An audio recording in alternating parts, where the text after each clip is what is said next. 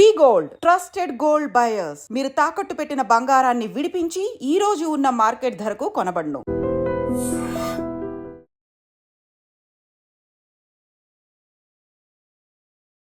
నమస్తే, welcome to I dream. నేను మీ Jhansi. RRB group D exam ఎప్పుడెప్పుడు అని వెయిట్ చేస్తున్నాము. ఎగ్జామ్ నోటిఫికేషన్ వచ్చేసింది. మరి ఎన్ని వేకెన్సీస్ ఉన్నాయి, జాబ్కి ఎలా ప్రిపేర్ అవ్వాలి, అప్లై చేసుకోవడానికి లాస్ట్ డేట్ ఏంటి, ఎలా ప్రిపేర్ అయితే ఎక్కువ స్కోర్ చేయగలం, ఈ విషయాలన్నీ డిస్కస్ చేద్దాము. ప్రస్తుతం అంతా ఉన్నారు కాంపిటేటివ్ ఎగ్జామ్ గైడర్ సుబ్బయ్య గారు. నమస్తే అండి. నమస్తే అండి. సార్, అయితే చాలా మందికి చాలా డౌట్స్ వస్తూ ఉంటాయి.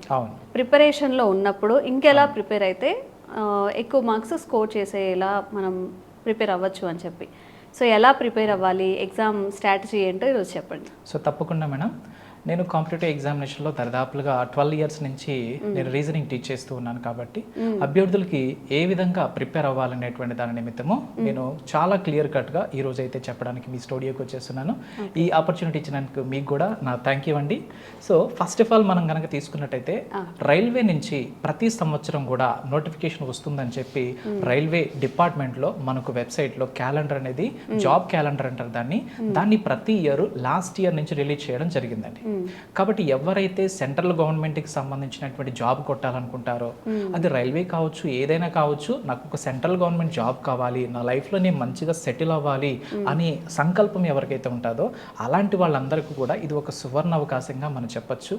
రైల్వే గ్రూప్ డికి సంబంధించి మనం తీసుకున్నట్టయితే పోయిన నెల జనవరి 23వ తేదీ మనకు నోటిఫికేషన్, చాలా మంచి నోటిఫికేషన్ వచ్చిందండి. 32,438 వేకెన్సీస్తో మనకు రైల్వే నుంచి నోటిఫికేషన్ రావడం జరిగింది. కాబట్టి ఈ యొక్క నోటిఫికేషన్స్కి ఎవరు అప్లై చేసుకోవచ్చు అనేది చాలా ఎక్కువ మందికి డౌట్ ఉంటుంది.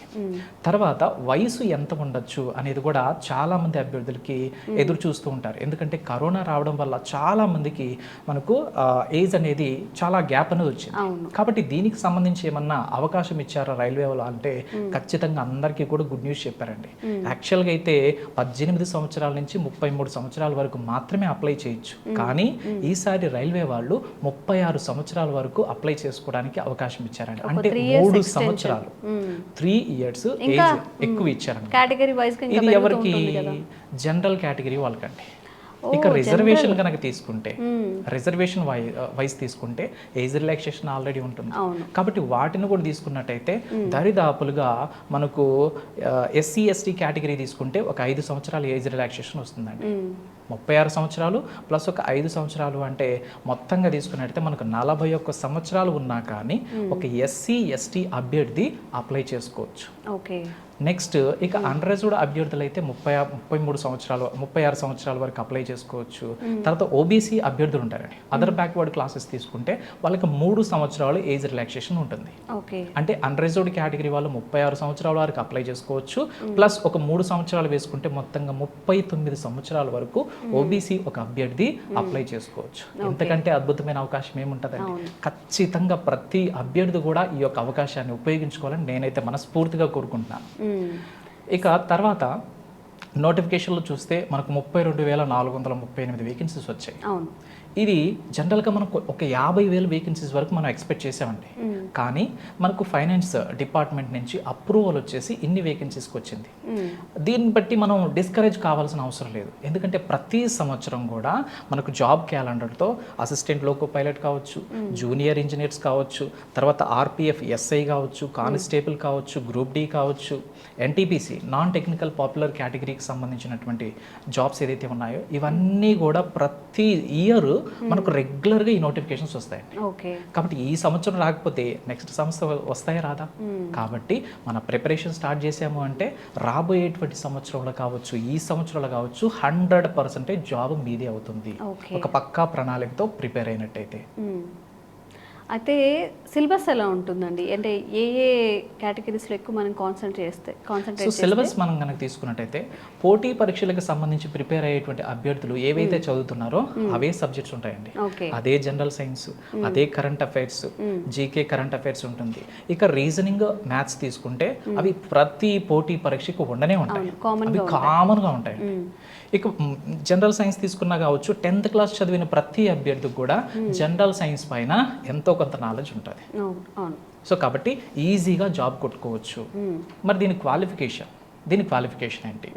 10వ తరగతి పాస్ అయినటువంటి ప్రతి ఒక్కరు అప్లై చేసుకోవచ్చు. ఓకే. 10th క్లాస్ చదివినటువంటి ప్రతి ఒక్కరు కూడా అప్లై చేసుకోవచ్చు. లేదు ఐటీఐ చేసిన వాళ్ళు కూడా అప్లై చేసుకోవచ్చు అండి. ఐటీఐ చేసుకుని అప్లై చేయొచ్చు. అంటే 10th క్లాస్ అబో ఎంత చదువున్నా మీ ఏజ్ అనేది నేను చెప్పిన కేటగిరీలో మీరు సెట్ అయింది అంటే ఖచ్చితంగా ప్రతి ఒక్కరు అప్లై చేసుకోవచ్చు అండి. Minimum 10th class pass. Minimum 10th. Okay. Minimum 10th. ఇక శాలరీ ఏమైనా తక్కువ అంటే బేసిక్ 18,000 అండి. ఓకే. బేసిక్ అంటే ఏంటి అంటే జనరల్గా మనం ఏదన్నా శాలరీ స్లిప్ చూసామంటే ఇనిషియల్ పే అని ఉంటుందన్నమాట. దాని తర్వాత టీఏ ఉంటుంది, డిఏ ఉంటుంది, హెచ్ఆర్ఏ ఉంటుంది, అదర్ అలవెన్సెస్ ఉంటాయి, పిఎఫ్ ఉంటాయి, ఇవన్నీ ఉంటాయి.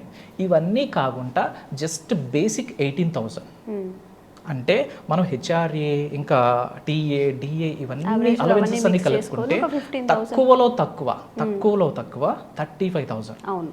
లీస్ట్ కేసులో 35,000. కొన్ని పోస్టులకి మనకు 52,000 వరకు ఉందండి.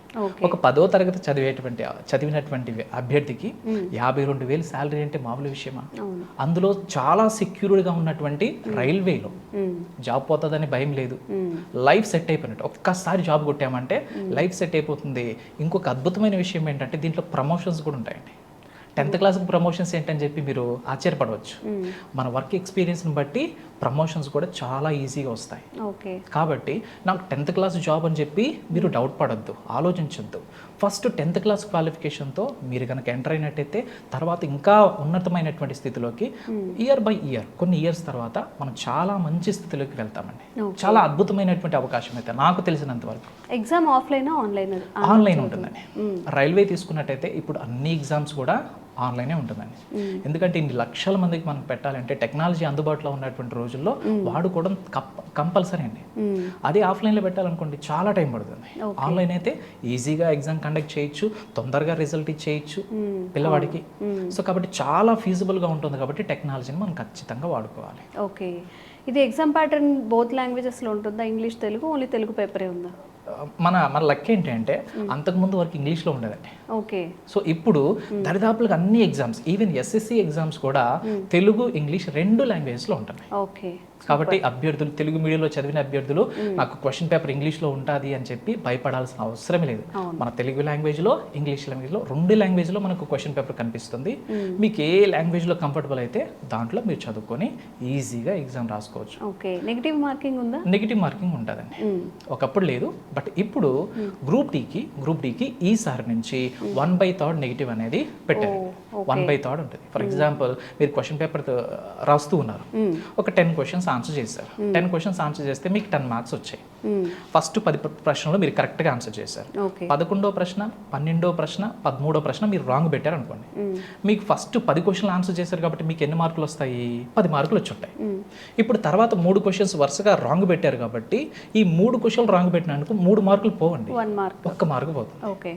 అంటే మీరు 13 క్వశ్చన్లు ఆన్సర్ చేశారు, 10 కరెక్ట్, 3 రాంగ్ కాబట్టి 10 మార్కులు మైనస్ 1 మార్క్ అవుతుంది అనమాట. అంటే 9 మార్కులు వస్తాయి. కాంపిటేటివ్ ఎగ్జామినేషన్లో నెగిటివ్ మార్కింగ్ ఖచ్చితంగా ఉండాలండి.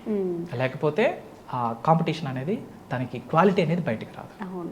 ఫిజికల్లీ ఛాలెంజ్డ్ వాళ్ళు కూడా అప్లై చేసుకోవచ్చు. తప్పకుండా అండి, తప్పకుండా. సో లో విజన్ ఉన్నటువంటి వాళ్ళు కావచ్చు, హియరింగ్ ప్రాబ్లం ఉన్నటువంటి వాళ్ళు కావచ్చు, ఇంకా మల్టిపుల్ డిజబిలిటీస్ అండి. మల్టిపుల్ డిజబిలిటీస్ MD అని మెన్షన్ చేస్తారనమాట నోటిఫికేషన్లో. ఒకవేళ అలాంటి వాళ్ళు ఉన్నా కానీ ప్రతి ఒక్కరికి అవకాశం ఉందండి. ఈ నోటిఫికేషన్లో లేడీస్ కొందా లేదని చెప్పి డౌట్ లేదు. స్త్రీలు కూడా అప్లై చేసుకోవచ్చు, గర్ల్స్ అప్లై చేసుకోవచ్చు, ఇక ఫిజికల్లీ ఛాలెంజ్డ్ వాళ్ళు అప్లై చేసుకోవచ్చు. నా వయసు చాలా ఎక్కువ ఉందని బాధపడుతున్న వాళ్ళు, 40 సంవత్సరాలు 41 సంవత్సరాలను బాధపడుతున్న వాళ్ళు కూడా అస్సలు బాధపడాల్సిన అవసరం లేదు. అందరికీ అవకాశాలు ఇచ్చినటువంటి అద్భుతమైన నోటిఫికేషన్గా దీన్ని మనం చెప్పుకోవచ్చు. ఓకే. జనరల్గా ఒక్కొక్క ఎగ్జామ్ కూడా అటెంప్ట్ చేయలేనప్పుడు ఒకరిని హెల్ప్కి స్క్రైబ్ తీసుకోవచ్చు. ఈ ఎగ్జామ్ కూడా తీసుకోవచ్చు. తప్పకుండా అండి. ప్రతి ఎగ్జామ్ కూడా ఎస్పెషల్లీ ఫిజికల్లీ ఛాలెంజ్డ్ పీపుల్ ఎవరైతే ఉంటారో విత్ బెంచ్ మార్క్ డిజబిలిటీస్ అలాంటి వాళ్ళు స్క్రైబ్ని తీసుకోవచ్చు. ఓకే. స్క్రైబ్ తీసుకోవచ్చు. సార్, అయితే ఇప్పుడు గ్రూప్ డి గురించి మనం చాలా డిస్కస్ చేసాము. ఎగ్జామ్ ఎప్పుడు ఉంటుంది, లాస్ట్ డేట్ ఏంటి, అన్ని విషయాలు ఎలా ప్రిపేర్ అవ్వాలి అని చెప్పి. అసలు ఏం జాబ్స్ ఉంటాయి గ్రూప్ డిలో? మనం అప్లై చేసి ఆ క్వాలిఫై అయిన తర్వాత ఆ జాబ్ ప్రిఫరెన్స్ ఎలా పెట్టుకోవాలి, ఏ జాబ్స్ ఉంటాయి అందులో? సో చాలా మంచి ప్రశ్న మేడం. జనరల్గా ఈ గ్రూప్ డికి సంబంధించి మనం తీసుకుంటే మనం డే టు డే లైఫ్లో మనకు లైఫ్లో చాలా దగ్గరగా చూడగలిగేటువంటి పోస్టులో ఒకటి ఏంటి అంటే పాయింట్స్మెన్ B అనమాట. అంటే మనం ఊరు వెళ్తూ ఉన్నప్పుడు ట్రైన్లో కావచ్చు, బస్సులో కావచ్చు, ట్రైన్ వెళ్తూ ఉన్నప్పుడు మన బస్సును కానీ వెహికల్ కానీ ఆపేస్తారు, అక్కడ గేట్ వేసి పెడతారు. ఓకే. ఆ ట్రైన్ వెళ్ళిన తర్వాత గేట్ తీస్తాడు. ఆ గేట్ తీసే పర్సన్ ఏమంటారు అంటే పాయింట్స్మెన్ బి అంటారు అనమాట. సో ఈ జాబ్ యొక్క బ్యూటీ ఏంటి అంటే ఈ జాబ్లో చాలా వర్క్ ప్రెషర్ అనేది తక్కువ ఉంటుంది. అట్ ద సేమ్ టైం మనకు ప్రమోషన్స్ చాలా ఫాస్ట్గా వస్తాయి మిగతా పోస్టులన్నిటితో కలిపితే. దరిదాపులుగా 14 రకాల పోస్టులు ఉంటాయండి. వీటిల్లో పాయింట్స్మెన్ బి అనేది ఎలాంటిదంటే చాలా ఫేమస్ అనమాట, చాలా పాపులర్ పోస్ట్గా మనం చెప్పుకోవచ్చు. చాలా తొందరగా మనకు ప్రమోషన్ అనేది వచ్చేస్తుంది. నెక్స్ట్ ఇంకా మనం తీసుకుంటే అసిస్టెంట్ టీఎల్ అండ్ ఏసీ అని ఉంటుంది. అంటే ట్రైన్ లైట్స్, ఏసీ వర్క్షాప్స్లో చేస్తూ ఉంటారు అన్నమాట. ట్రైన్ లైట్స్కి సంబంధించి కావచ్చు, ఏసీ రిపేర్స్కి సంబంధించి కావచ్చు, ఇలా ఉంటాయి. అసిస్టెంట్ పీవేస్ అని ఉంటాయి, పాత్ వేస్, పర్మనెంట్ వేస్. ఇవి ఏంటి అంటే మనకు చాలా దగ్గరలో ట్రైన్ ట్రాక్స్ వేస్తూ ఉంటారు. వేసేటప్పుడు ఆ వర్క్ జరుగుతూ ఉన్నప్పుడు దాన్ని మెయింటైన్ చేసుకుంటూ దాన్ని చూసుకుంటూ అక్కడ ఎక్కువ రోజులు మనం ఉండాల్సి వస్తుంది అనమాట. అట్లాంటివి ఈ విధంగా తీసుకున్నట్టయితే మనకు ట్రాక్ మెయింటైనర్ ఉంటుంది. మనం ట్రైన్లో వెళ్తున్నప్పుడు ట్రైన్ పట్టాలు వెంబడి కొంతమంది కొంచెం బరువులు వేసుకొని వెళ్తూ ఉంటారనమాట. వీళ్ళని ట్రాక్ మెయింటైనర్స్ అంటారు. సో ఈ 2 పోస్టులు మనకి ఎక్కువగా కనిపిస్తూ ఉంటాయి, మన కంటికి కనిపిస్తుంటాయి. ఇలాంటివి ఇంకా ఆఫీస్లో ఉంటూ, వర్క్షాప్స్లో ఉంటూ, నీడ పట్టణ ఉంటూ మనం హ్యాపీగా లేడీస్ కూడా చేసుకునేటువంటి జాబ్స్ చాలా ఉన్నాయండి. 14 రకాల పోస్టులు ఉంటాయి. కాకపోతే ఒక్క విషయం ఏంటి అంటే సైట్ ఉన్నటువంటి వాళ్ళకి పాయింట్స్మెన్ బి అనేటువంటి పోస్టు ఫస్ట్ ప్రిఫరెన్స్ ఇవ్వకూడదు. ఎందుకంటే దానికి సైట్ ఉండకూడదు. మెడికల్ స్టాండర్డ్ అనేది దానికి వేరేది ఇస్తాడనమాట. ఎక్కువ కాబట్టి లాస్ట్ ఆప్షన్ పెట్టుకోవడము బెటర్. ఓకే. ఎందుకు అంటే నీకు సైట్ ఉంది, నీకు తెలియకుండా ఒకవేళ పాయింట్స్మెన్ బి ఫస్ట్ ప్రిఫరెన్స్ ఇచ్చావంటే నీకు ఫస్ట్ ర్యాంక్ వచ్చినా కానీ, మెరిట్ లిస్ట్లో వచ్చినా కానీ మెడికల్ చెకప్ అనేది ఉంటుంది. అప్పుడు నీకు సైట్ ఉంటుంది కాబట్టి నీకు వచ్చిన అవకాశం కూడా పోతుంది. కాబట్టి ఈ ప్రిఫరెన్స్ అనేది చాలా చాలా ఇంపార్టెంట్. సైట్ ఉన్న వాళ్ళు పాయింట్స్మెన్ బి లాస్ట్ వేసేసేయాలి. మరి ఫస్ట్ సెకండ్ ప్రిఫరెన్సెస్ ఏంటి సార్ అంటే ఇవి 14 వేకెన్సీస్ ఉంటాయి కాబట్టి ఈ 14 వేకెన్సీస్కి ఒక మంచి లిస్ట్ ఏదైతే స్క్రీన్ పైన కనిపిస్తుందో ఈ లిస్ట్ నేను ప్రిపేర్ చేసి, అంటే వాళ్ళ యొక్క జాబ్ నేచర్ని బట్టి దీన్ని బట్టి నేను ఇచ్చాను కాబట్టి బాయ్స్కి ఒక సపరేట్ ప్రిఫరెన్స్ ఉంటుంది, జెంట్స్కి ఒక సపరేట్ ప్రిఫరెన్స్ అనేది నేను ఇచ్చాను. అది స్క్రీన్ కనిపిస్తూ ఉంటుంది కాబట్టి ఆ ఆర్డర్లో మీరు పెడితే మీకు జాబ్ వచ్చేటువంటి అవకాశాలు చాలా చాలా ఎక్కువ ఉంటాయండి. ఈ ప్రిఫరెన్స్ సరిగా పెట్టకపోతే మీరు చాలా కష్టపడ్డా కానీ మీ ప్రయత్నం అనేది వృధా అయ్యే అవకాశాలు ఉంటాయి. కాబట్టి దీని విషయంలో జాగ్రత్త తీసుకోవాలి. ఓకే అండి.